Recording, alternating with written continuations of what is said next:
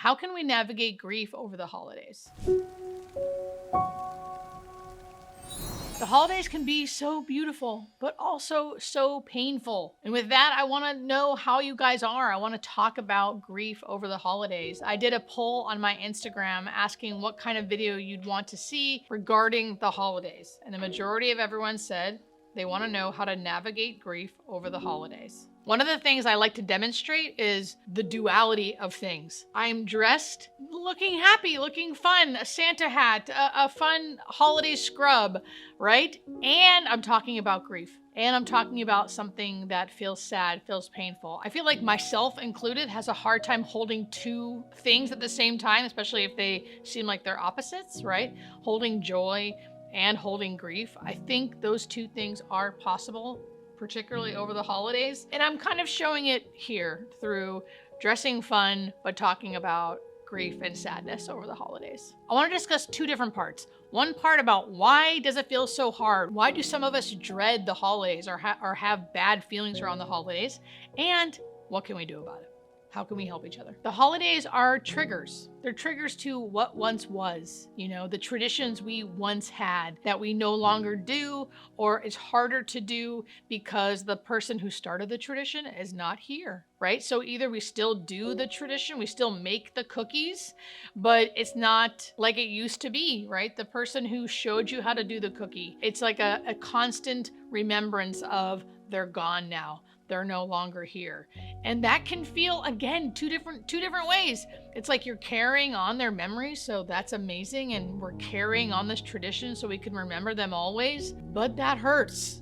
That's painful. So there's like certain triggers around holidays, and that is why grief can be really amplified. There's this pressure to be happy, right? There's this pressure to wear the Santa hat, wear the fun scrubs, decorate the house, be happy, be joyful, listen to Christmas music, all the things, right? There's pressure to be happy around the holidays. Happy holidays, we even say. Merry Christmas, right? This triggering feeling of like, I'm supposed to be happy, this is supposed to be great, but it's not. Or I remember when I used to feel so happy at this time, when it used to feel so good, and now this year it doesn't. That's hard. You can't ignore that. And lastly, you are grieving. You might be feeling sad or bad or not like celebrating, but it's a time of celebration. So you're getting invited to holiday parties. You're getting invited to things where people are joyous. They are having a great time. They are excited for the holiday. And then you are not that. So you feel isolated, alone. Maybe you feel like you have to fake it, and faking it is exhausting, right? And isolating. So you don't even want to go to the party. Maybe you choose not to because it's too hard to fake it, or you can't fake it, or you don't want to bring people down, right? All of these things, again, just are magnified because of this time of year. This time of year also, for me anyway, always felt reflective. It's like it's coming to the end of the year. We're starting a whole new year. So it gives you a chance to slow down. It's like a hectic time of year, but also a lot of us have off work, right? So you're slowing down and you're thinking back to the rest of the year, and that can be a really hard thing to do, depending on what happened in this past year, right? Or maybe your loved one is still alive, but they're on hospice, and you think, this is our last Christmas together, or next year at this time, they're going to be gone. That anticipatory grief of what's to come. It's just a time of year that we are nostalgic. We're thinking of the past, we're thinking of the future, and whether or not you're grieving someone, you still could be grieving like the life you want, or the life you thought you had, or the life you had once and now it's gone, or the boyfriend you had and now they're gone. It doesn't have to be, or relationship, I should say, the relationship you had now it's gone. It doesn't have to be a death. It can be a loss of anything. It can be just the holiday. Just the holiday itself can make you feel alone. And then last but not least, when everyone else in your life seems so quote unquote happy, seems so joyful, we're scrolling through social media, right? And everyone has their holiday photos, or the pictures of the party, or the pictures of their kids rushing down to open presents, right? And everyone seems so happy and so alive, and like they have so many people around them. And when we compare, we despair. That's what we always say in my recovery community. Compare and despair. We're comparing our insides with someone else's outsides. I mean, I'm happy for everyone if they're having a wonderful, wonderful time, but the truth of the matter is we don't actually know what's going on. Social media is not fully real, but it's still hard not to compare, right? Not to compare. And when you compare, again, it can be hard. You can feel lonely. You can feel like, why do they have this and I don't? It's just really easy to slip into this place of feeling bad. Okay, now to the good stuff. There is a solution, at least somewhat of a solution. We do have things you can do to help with this. One, if you're feeling this way and you're watching this video, congratulations. Because that's step one. Even like having any kind of awareness, even any kind of willingness to want to have it be a different experience, the willingness to listen to me, the willingness to be a part of this community. I guarantee you, if you start going through the comments of this video, you will find community here. This is a loving community where we try to help and encourage each other. The number one tip I can give you during this time is to feel whatever it is you feel. I give you permission. Myself, whoever, life, we give you permission. Give yourself permission to feel however it is you want to feel. And most importantly, get in touch with that. I also hear in recovery, the longest road is from your head to your heart. You know, when we're up in our head, it's spinning, especially when we don't feel well. Our head's gonna tell us all types of stuff. That's when we need to stop and try to center ourselves. And it's gonna be different for everybody. However you center yourself, whether it's breathing, whether it's taking a cold shower, whether it's getting out into trees, seeing the ocean, breathing and trying to like get with ourselves, get to our heart and even know how we feel. And that's the start. To even get in touch with how we feel and then give yourself permission to feel however it is you want to feel. We cannot should our way out of things. I shouldn't feel this way. I should feel this way. That is like the best way to make yourself feel even more like shit, pardon my French, right? By shoulding ourselves right into feeling worse. So just know that however you feel is valid. And I think you may be sitting here and thinking like, okay, yeah, well, I don't want to feel bad. I want to feel good. And I will get to that. We will get to ways to help us, quote unquote, feel a little better, right? But I think the first step is to acknowledge how you feel and feel it. Don't shame yourself for feeling bad and just allowing whatever it is be. This is a good one. I practice this every day, holiday or not. Manage expectations. Manage expectations.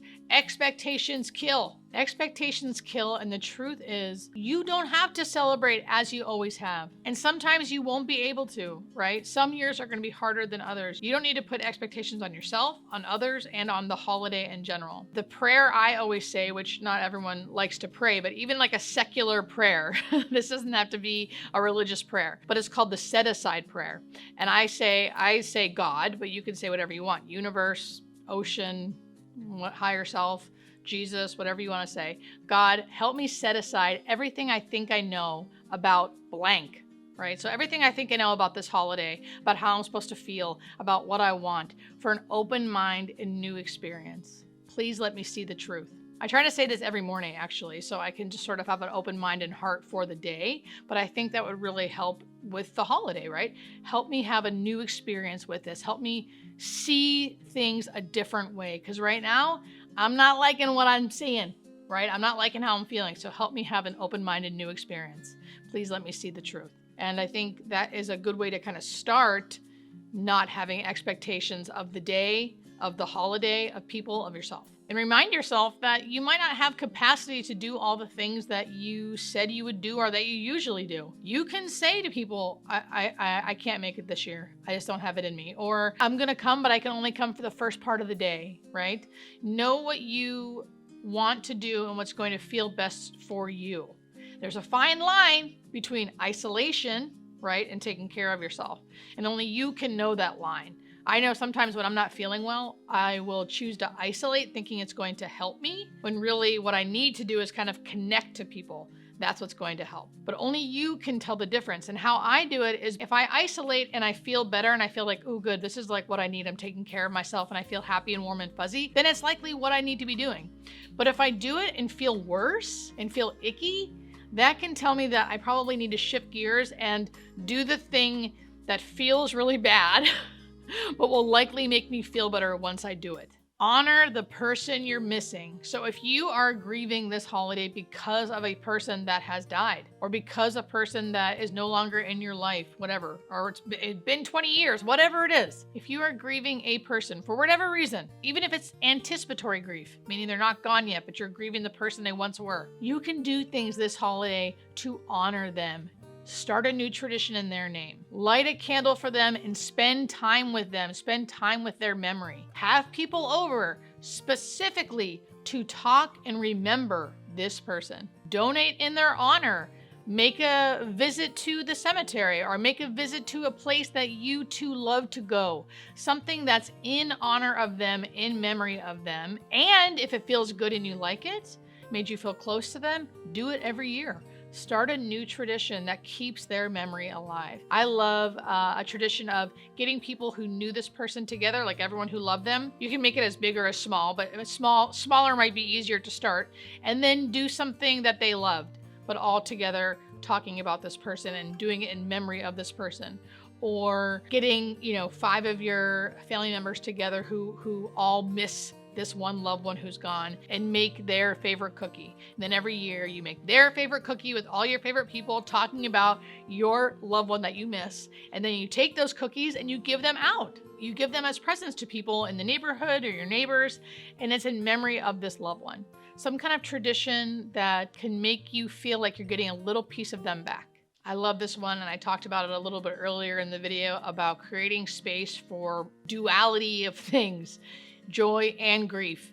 This festive get up, but feeling sad, talking about grief. I think there is space and room to know that both things can exist. You can laugh this holiday with family and have fun at a Christmas party and not be forgetting your loved one. Your loved one, I can almost guarantee you, as long as they were a healthy human being, wants you to be happy. And you can allow yourself to be happy and joyful and have fun and laugh and be present and have moments of like crying because you're able to do that. I don't know if you've ever experienced that where I've like laughed so hard during a sad time and then I started crying. Like you can like laugh and then kind of almost realize you're still so sad and then cry. It's all normal. It's all normal, and you can allow yourself to have all of those things all at once. It's normal, and that is grief. That is grief.